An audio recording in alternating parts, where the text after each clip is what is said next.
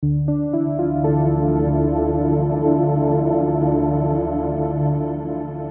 the Crisis Coalition in Zimbabwe, we are obviously concerned about the unfolding drama in Zimbabwe.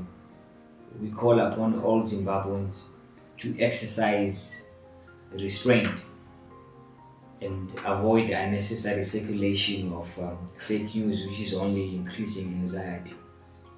Furthermore, we believe that it is pertinent and important for a peaceful transition to occur.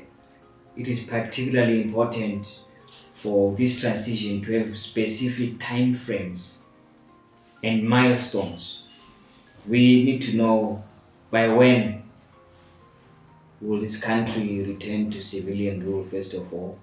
Secondly, we need to know what is the constitutional mandate of the governing authority that will take over.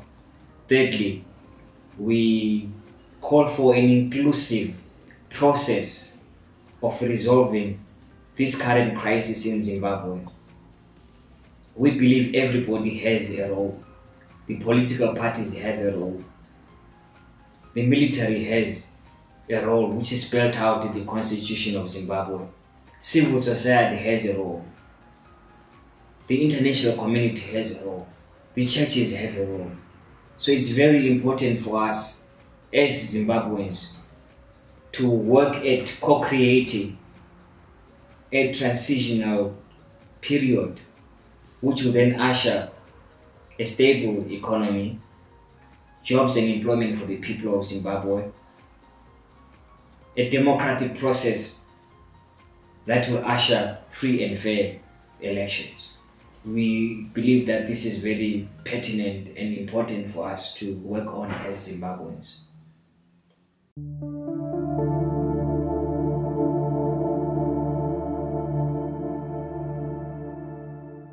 As we have said, it's important for Zimbabweans to remain calm, to exercise restraint, to remain vigilant, to continue exercising political tolerance.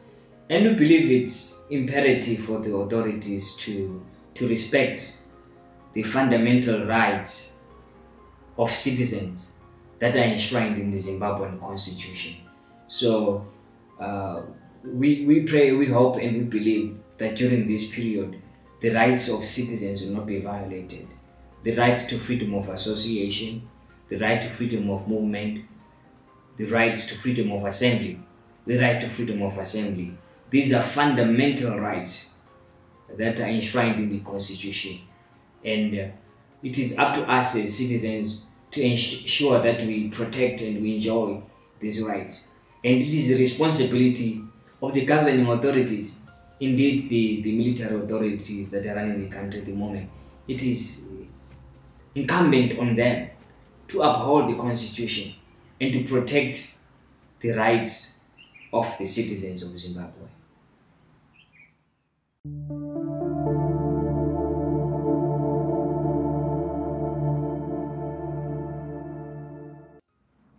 Yes, what's critical right now is for a credible and inclusive transitional authority to be put in place.